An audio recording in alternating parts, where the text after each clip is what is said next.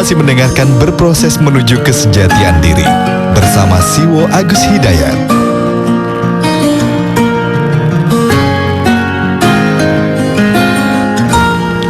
105.8 Light FM. Ya, stay close to your family and returns. Ya, kita kembali akan menjawab Siwo Agus Hidayat. Assalamualaikum Siwo. Waalaikumsalam. Ya, gimana Siwo? Kita terima satu atau dua penelpon atau satu penelpon? Satu saja penelpon dan 2 SMS ya. Oke, returns, silakan Anda kirimkan di 081 880 1058 itu untuk SMS ya. Kemudian ya sebentar. Oke, Anda bisa juga menghubungi saya di 021 iya 398355906. Kita coba terima penelpon dulu Siwo. Assalamualaikum. Waalaikumsalam. Ya, dengan siapa ini? Dengan Syakur di Pondok Bambu. Syakur. Ya. Oke, silakan. Oke, assalamualaikum Pak Siwo. Waalaikumsalam warahmatullahi. Mungkin pada waktu lalu ada pembahasan ini, saya mendengarnya sebagian aja Pak Siwo masalah ini. Bagaimana pemahaman Siwo dengan ada ayat yang bilang bahwa Allah itu bisa mengasih, bahwa Allah itu tidak akan mengingkari janjinya, tapi sisi lain dia punya kuasa. Contohnya seperti bahwa orang baik bisa dengan kuasanya Allah dimasukkan ke neraka, dan sebaliknya orang yang buruk bisa dimasukkan ke surga. Apakah ada hubungannya dengan sifat jaiznya Allah? Itu yang pertama, Pak Siwo. Yang kedua, pertanyaan saya mungkin agak agak nakal atau agak maaf sebelumnya. Seperti kalau dilihat dari banyak perbedaan pandangan, asal putusnya, pemahaman saya dari hadis yang solu kamara itu musoli itu, situ sendiri ada beberapa macam pandangan, seperti ada yang sholatnya disedekap gitu, ada yang lurus gitu, ada dari satu sumber yaitu Nabi Muhammad SAW. Bagaimana pandangan Siwo? Apakah memang Nabi sengaja untuk memecah belah atau dalam tanda kutip, atau Nabi punya hikmah lain dari perbedaan itu sendiri? Kita ya Siwo, maaf sebelumnya. Assalamualaikum warahmatullahi wabarakatuh. Waalaikumsalam warahmatullahi wabarakatuh. Syakur di Pondok Bambu Siwo. 2 SMS Siwo ya. Yuk. Sekarang nanti melanjutkan dari pertanyaannya di Bogor tadi ya. Yuk. Oke, baik, ini SMS yang pertama dari Asep di Tangerang. Assalamualaikum Siwo. Waalaikumsalam. Siwo, saya mau bertanya, kita kan akibat dari sebab yang tidak bersebab. Jadi maksudnya mungkin kita diciptakan akibat dari sebab yang tidak bersebab. Menurut Siwo, mungkinkah akibat akan mempengaruhi sebab? Contohnya dalam kita memohon terhadap Tuhan. Itu Siwo. Bisa dipahami Siwo ya? Kemudian dari ini dari Andi di Banten. Assalamualaikum Siwo. Halo Siwo. Waalaikumsalam. Iya. Menurut pemahaman Siwo, apa makna kata Al-Ayubi? Oh, kemarin sudah itu ya. Sudah ya? Yang lain? Yang lain ya. Oke, baik. Ini dari siapa ini? Sebentar. Namanya terputus ini. Oke, saya coba. Oh, dari Ebeng di Jakarta. Assalamualaikum Siwo. Waalaikumsalam. Siwo, Lailatul Qadar adalah malam yang diturunkannya Al-Quran secara menyeluruh atau inzal yang digapai oleh Nabi Muhammad SAW. Nah, malam Lailatul yang mana yang Nabi menggapainya? Saya kurang itu paham ini maksudnya ini. Bisa dipahami Siwo? Ya, sedikit banyak. Oke, saya kira cukup Siwo ya, atau tambah lagi? Cukup ya, silakan. Ya. Saya masih punya PR dari Mas Didi di Bogor. Meskipun tadi masalah orientasi tadi agak terputus, tapi saya kira sudah agak banyak data-data contoh untuk bisa difahami apa makna orientasi. Itu Mas Didi. Dan kita lanjut ke beliau mempertanyakan tentang apakah sama atau bedanya antara rela, ikhlas, dan ridho dan dalam terapan sehari-hari.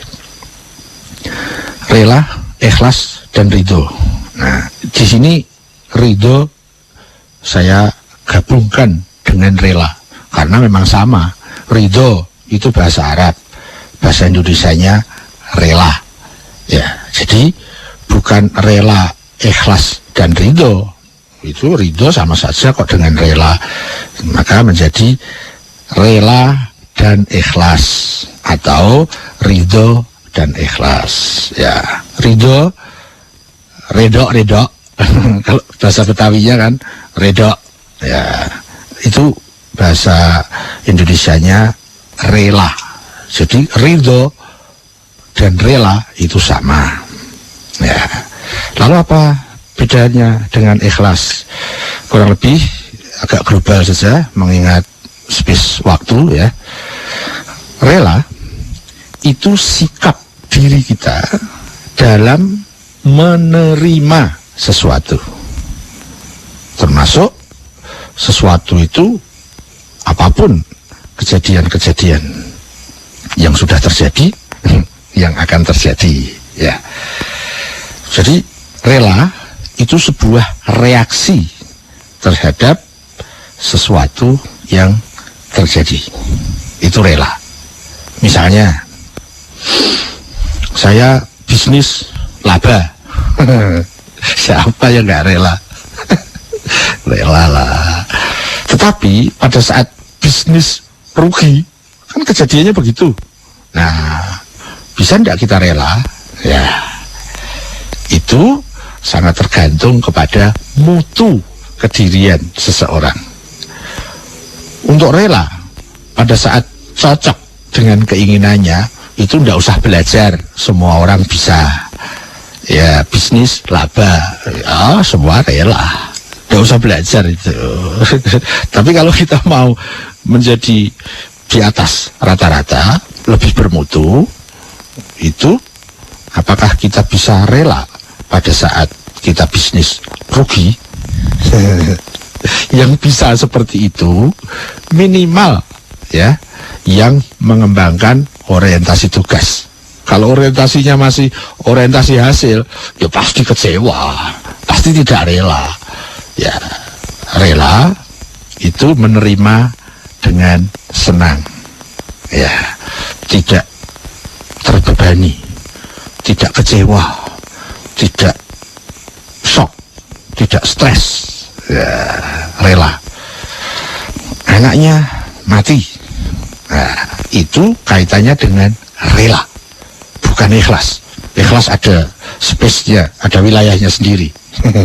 Tapi kalau kalimat yang ada misalnya di berita-berita liputan itu, ya saya sudah ikhlas meskipun masih shock. Ya apa itu?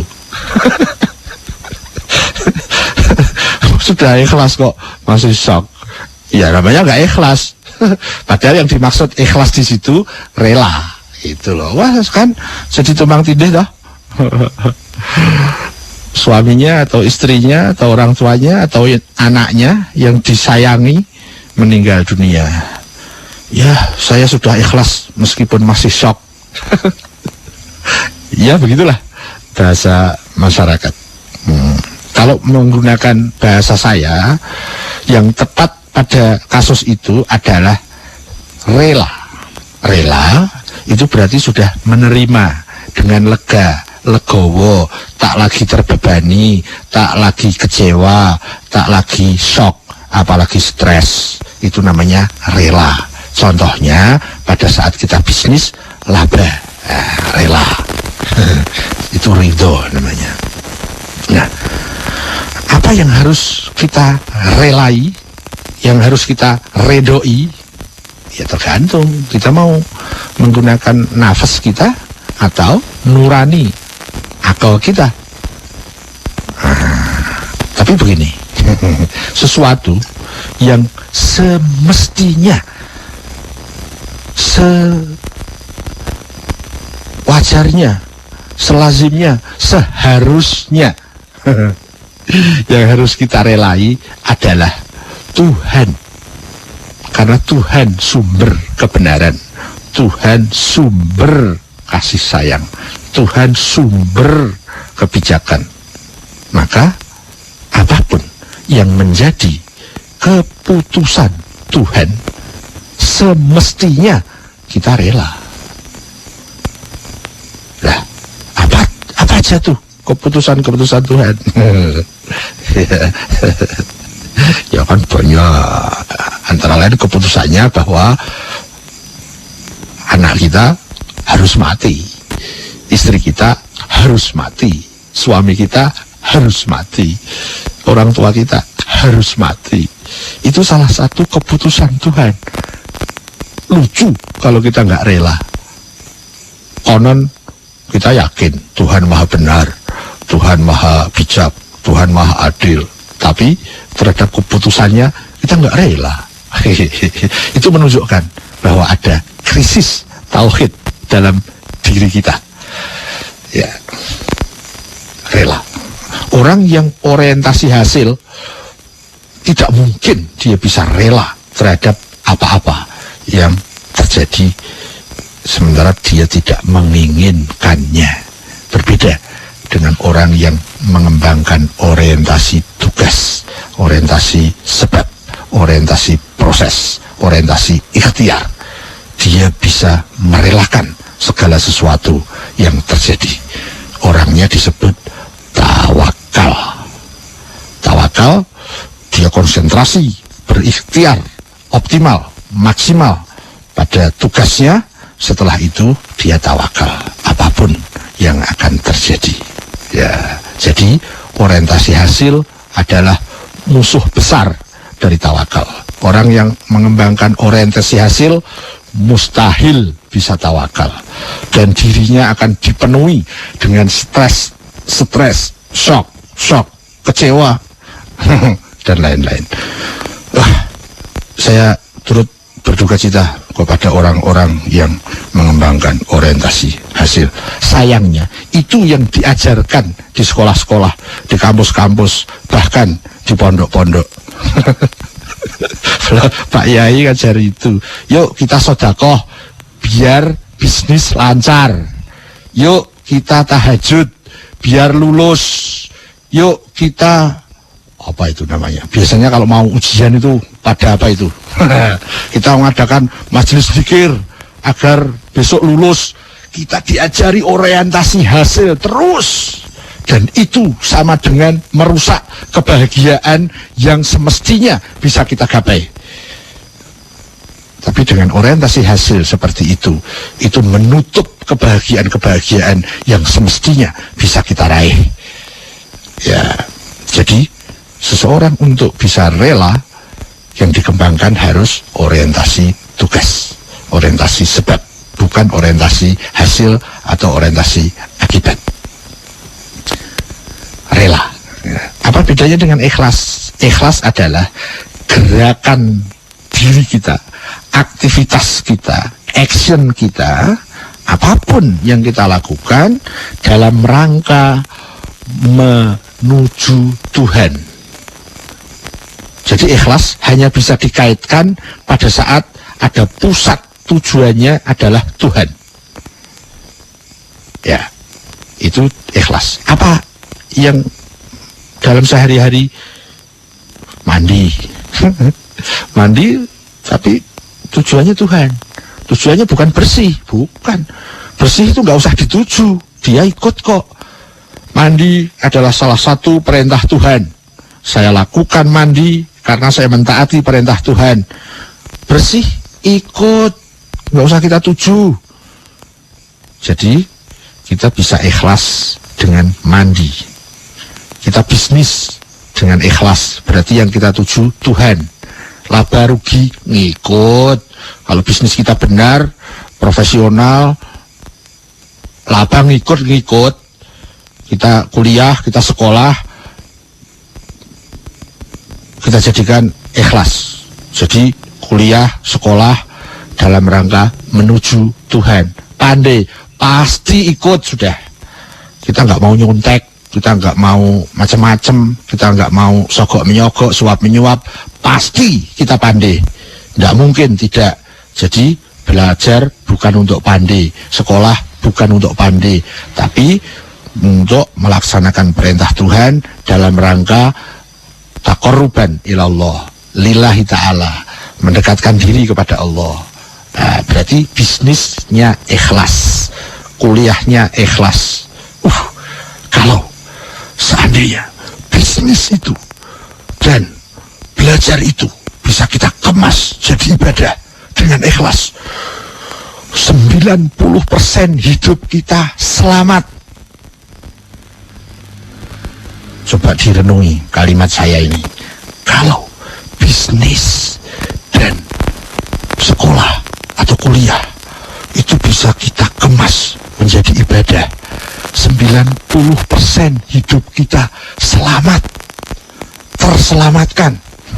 Tapi kalau kita lupa, belajarnya bukan dikemas menjadi ibadah, bisnisnya tidak dikemas menjadi ibadah, wahai, 90% hidup kita gagal. Hidup kita itu penuh dengan itu, yaitu belajar dan bisnis. Itu yang menghabiskan umur kita. Ya. Jadi itu contoh ikhlas. Ikhlas itu gerakan menuju Tuhan. Itu ikhlas. Jadi kalau anaknya mati bukan ikhlas, rela, ridho. Tuh. Kalau sholat ikhlas, tujuannya Tuhan. Sedekah ikhlas, tujuannya Tuhan. Bukan sedekah kok tujuannya profesi lancar. Waduh, itu di situ ada krisis tauhid namanya. Orientasi hasil itu krisis tauhid. Ya, Mas Didi, kira-kira cukup segitu ya. Contoh berikutnya bisa dikembangkan sendiri, ditafakuri. Terus penelpon berikutnya Mas Syukur di Pondok Bambu. Beliau tadi mengangkat ayat, kemudian mengangkat hadis. Kedua-duanya saya angkat tangan, Mas. Saya tidak punya kewenangan untuk menjelaskan ayat dan tidak punya kewenangan untuk mengomentari hadis. Jadi saya mohon maaf, saya tidak bisa menjawab pertanyaan Anda. Begitu disebut tentang ayat, itu bukan bagian saya. Begitu disebut tentang hadis, itu bukan bagian saya. Saya hanya bisa mengatakan menurut saya. Kalau menurut ayat, menurut hadis, saya angkat tangan. Mohon maaf, Mas Syakur, saya ingin agar meskipun sekedar kalimat, tapi kalimat itu perlu dicermati. Ya, kalau pertanyaannya menurut saya akan tanggapi. Tapi kalau menurut ayat, menurut hadis, tidak. Karena itu memang di luar wilayah saya. Itu wilayah para minimal ahli tafsir atau ahli hadis. Terus kita lanjut ke berikutnya, Mas Asep di Tangerang. Kita ini akibat dari sebab yang tak bersebab. Ini menarik, saya tanggapi dulu deh. Sebab itu pasti tak bersebab, Mas. Ya, jadi kita ini akibat dari sebab, titik. Karena sebab itu pasti tak bersebab. Kalau bersebab namanya akibat. Ya, jadi kalimat ini benar. Kita akibat dari sebab yang tak bersebab. Tapi ada kalimat yang lebih benar, yaitu bahwa kita akibat dari sebab, titik. Bukan sebab yang tak bersebab ya. Karena kalau sebab tak bersebab berarti ada yang sebab yang bersebab. Nah, kalau sebab yang bersebab itu bukan sebab, itu akibat. Ya. Tapi kayaknya bukan di situ inti pertanyaannya. Pertanyaan adalah, mungkinkah akibat mempengaruhi sebab? Contohnya adalah berdoa. Ya. Tadi ada kaitannya lagi bahwa apa tadi ya? Oh, enggak ya itu. Kalau ada tadi Allah itu selalu menepati janji. Itu yang dari Mas Syukur tadi ya. Jadi tidak ada hubungannya dengan Mas Asep. Begini Mas Asep.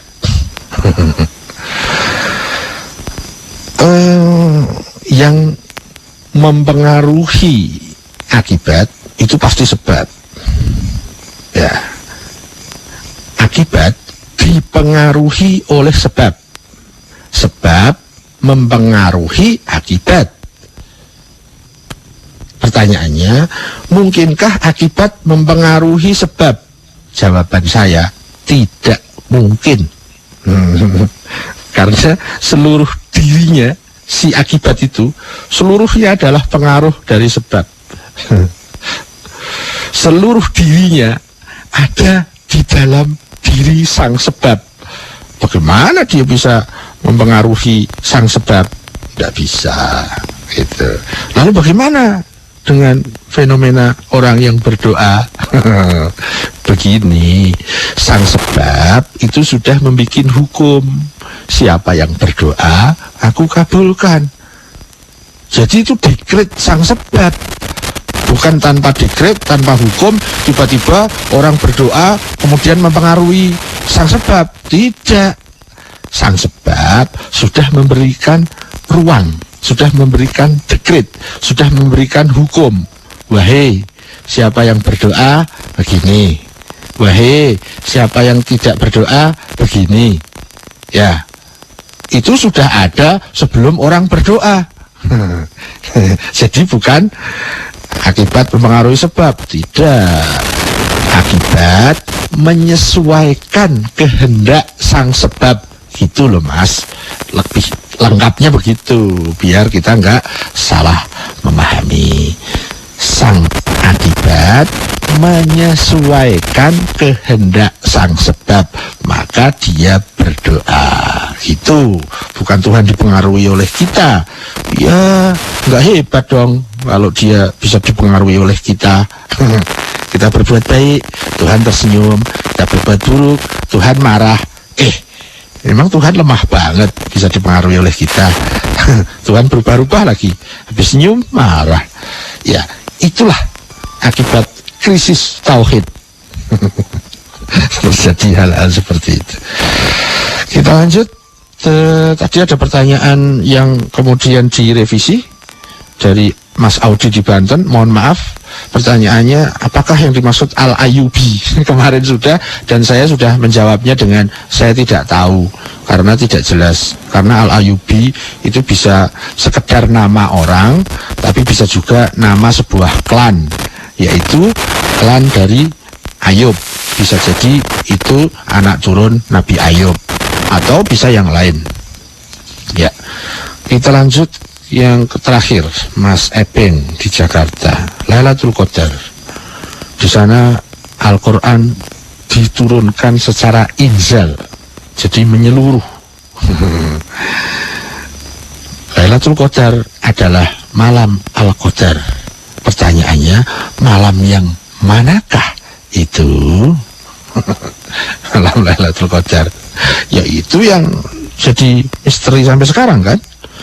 Jadi malam Lailatul Qadar itu yang mana? Itu tidak bisa diteropong pakai mata pikir, nggak mampu, logika nggak kuat, rasional nggak tembus, filsafat angkat tangan.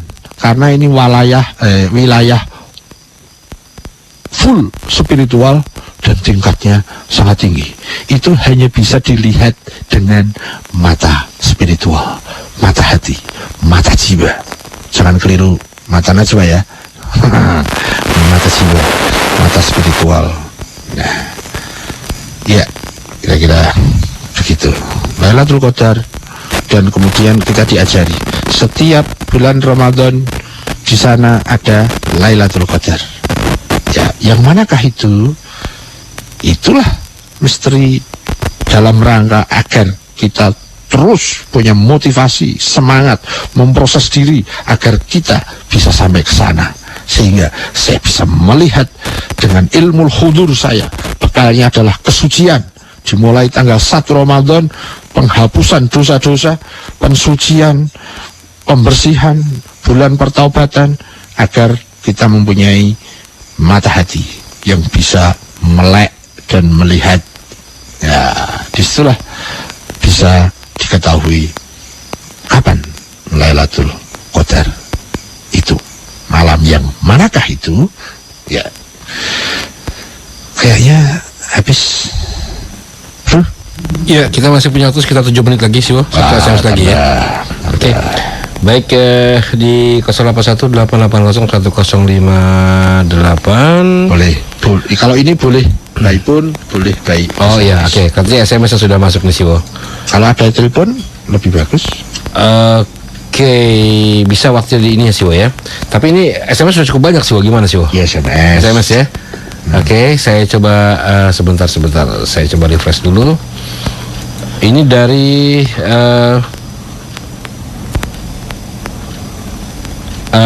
mungkin 2 SMS, Siwo ya, karena sepertinya singkat ini.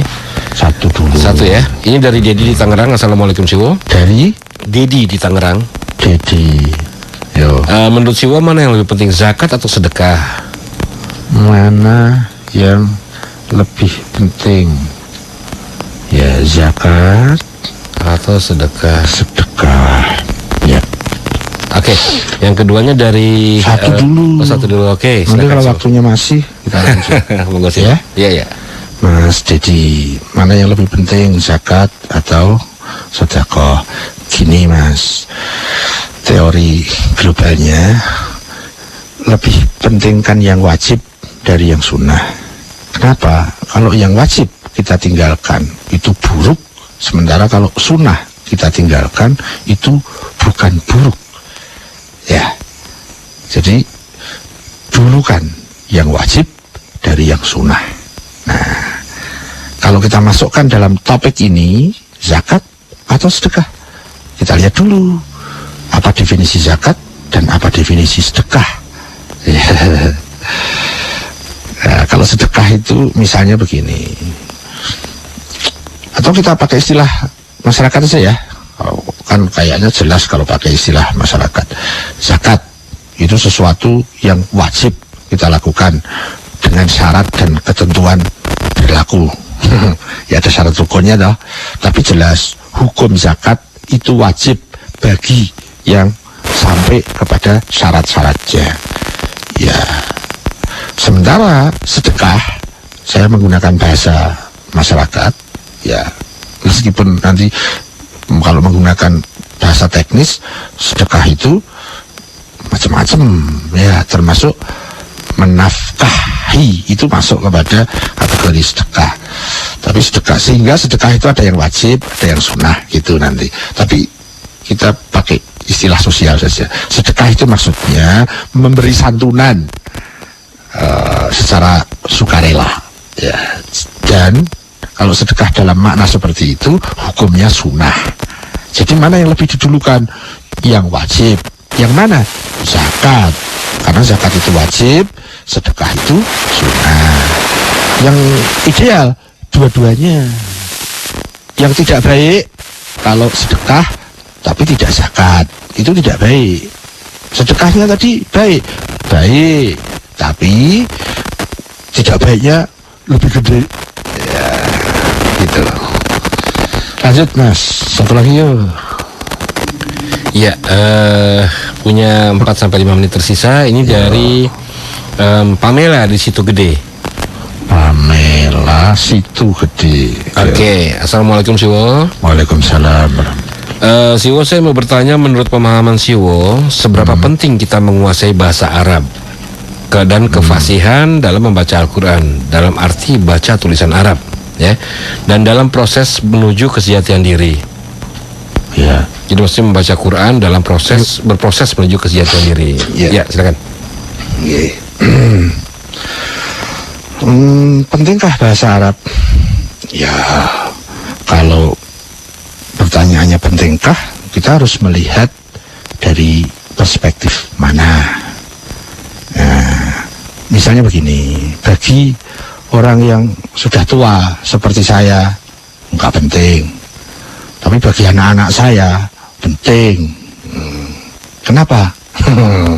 Ya nanti alasannya bisa banyak, gitu ya. Kemudian itu dikaitkan sebagai alat komunikasi, ya. Jadi dalam hubungan interaksi sosial kan butuh alat komunikasi. Alat komunikasi itu antara lain adalah bahasa, ya, atau alat untuk memahami maksud orang lain. Di situ dibutuhkan bahasa, sehingga kita bisa, kalau bisa bahasa Arab, bisa membaca buku-buku yang bertuliskan menggunakan bahasa Arab, ya.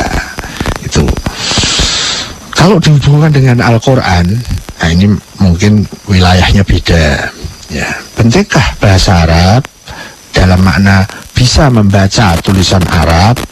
Ya kalau dihubungkan dengan Al-Quran, ya menjadi lebih penting. Kalau tadi hanya penting, ini lebih penting. Kenapa? Karena membaca Al-Quran itu hukumnya sunnah. Ya, kalau tadi dalam berbicara menggunakan bahasa Arab, ya, dalam hubungan sosial itu kan hukumnya mubah saja, halal, boleh. Tapi kalau bahasa Arab, kebiasaan membaca tulisan Arab dihubungkan dengan Al-Quran, itu ada hukumnya sunnah. Membaca, ya, dalam makna iqra'ul Quran, membaca Al-Quran. Meskipun tidak tahu artinya, tapi di dalam hukum fikih jelas hukumnya adalah sunnah. Tapi tidak wajib, ya, sunnah. Yang wajib itu mempelajari Al-Quran. Apakah mempelajari Al-Quran harus bisa bahasa Arab? Ya enggak toh. Bisa lebih bagus, tapi enggak harus. Karena apa? Karena kita bisa menggunakan bahasa terjemahan. Tapi jangan lupa, kalau hubungannya dengan Al-Quran, terjemahan tafsir, bukan terjemahan ayat. Karena kalau kita mau mempelajari Al-Quran, harus menfungsikan ahli tafsir. Kalau bukan ahli tafsir, jangan menafsiri sendiri. Nanti kacau seperti yang saya alami masa lalu saya bertahun-tahun. Ilmu saya menjadi kacau balau, bisa salah dalam memahami Tuhan gara-gara menafsiri ayat sendiri. Ya, saya merasa benar, ternyata. Ya, itu masa jadul saya. Sekarang sikap saya sudah saya rubah. Mempelajari ayat harus melalui ahli tafsir. Nah, kalau ahli tafsirnya menulis dengan bahasa Arab, kita kan nggak bisa. Ya, itulah kekurangan yang tidak bisa bahasa Arab. Tetapi sekarang kan sudah banyak fasilitas alih bahasa yang disebut terjemahan. Nah, kita belajar meskipun tidak bisa bahasa Arab, bisa mempelajari Al-Quran melalui terjemahan-terjemahan kitab tafsir. Ya, begitu. Apakah penting bahasa Arab? Ya, tergantung dari mana kita melihat. Yang pasti belajar bahasa Arab tidak wajib. Ya, penting pada situasi dan kondisinya. Untuk anak-anak kita yang memang masih pada proses penyiapan ilmu alat, itu penting mempelajari bahasa Arab. Sebagaimana penting mempelajari bahasa Inggris. Ya, kenapa?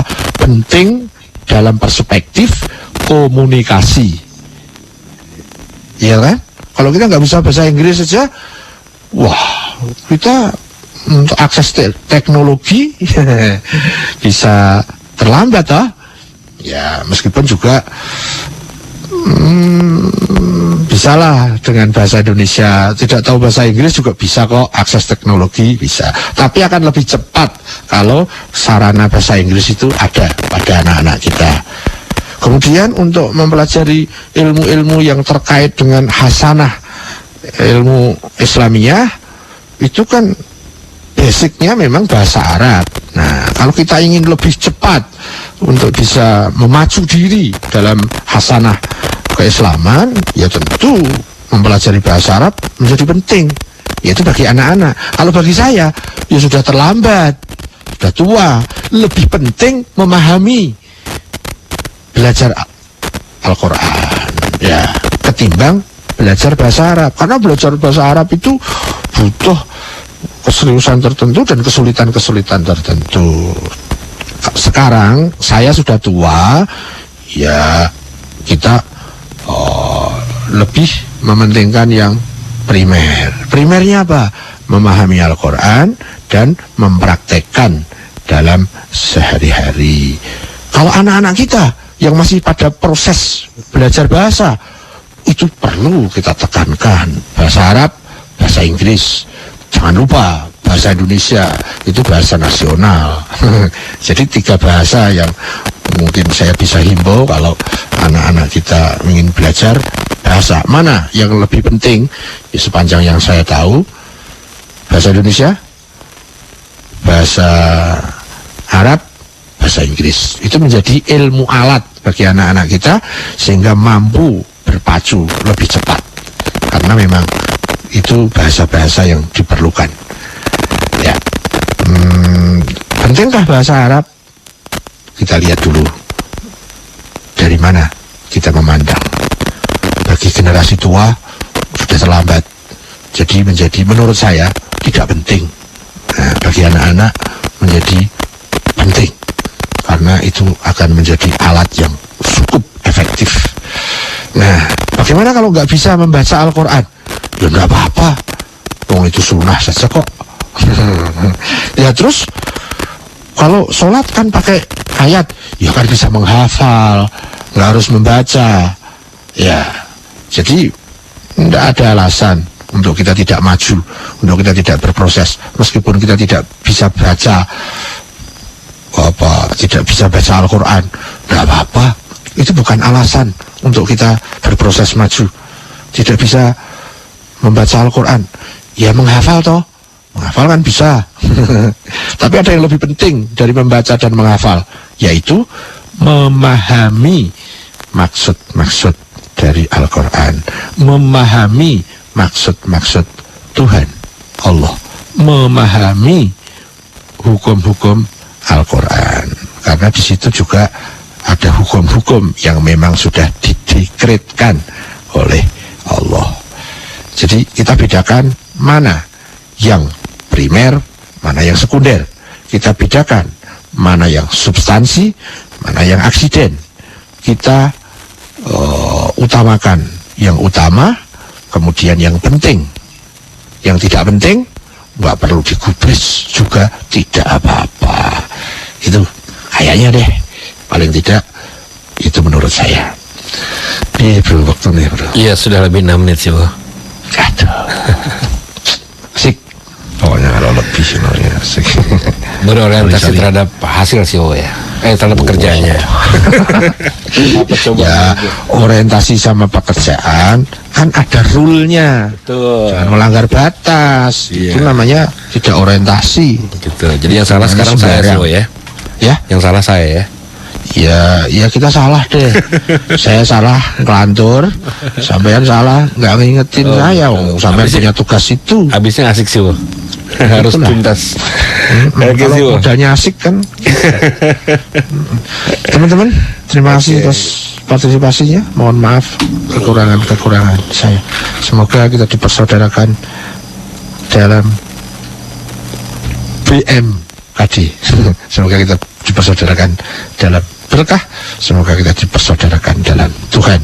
Mohon pamit. Assalamualaikum warahmatullahi wabarakatuh. Waalaikumsalam warahmatullahi wabarakatuh. Terima kasih CEO Agus Hidayat dan Light Audience.